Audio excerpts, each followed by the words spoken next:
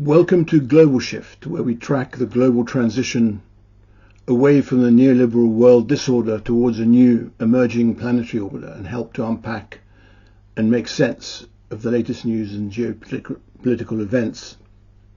This is a brief announcement to say that I've posted an article on the Global Shift website on the 4th of February about the current state of play in the Gaza-Israel war. A link to the article is posted in the video description box below. It is clear that Hamas has fought the Israeli armed forces to a standstill and is not being dislodged. In fact, all the signs are that the Hamas civil administration is coming out on the streets to reorganize the strip to the extent that it can, to protect people's private property and actually to start paying some employees' salaries. This last fact tells us that Netanyahu's drive to control the Philadelphia corridor is clearly failing.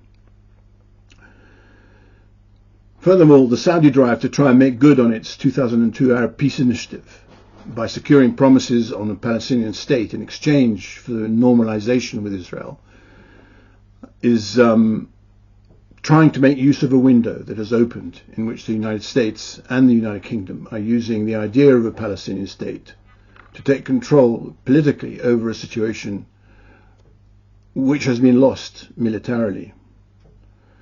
The only problem being that they can't get the idea past Netanyahu.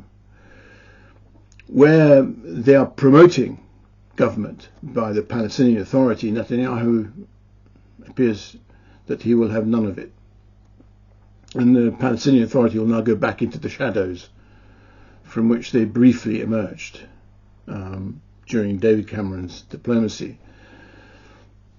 Cameron did have one good idea that the United States should follow if they were sincere about a Palestinian state.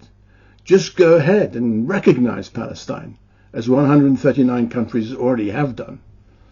Except, as we know, the US won't do this unless Israel does. So we have a catch-22. The article does go into some depth on the military-industrial complex, discussing what the economist Seymour Melman discussed some time ago,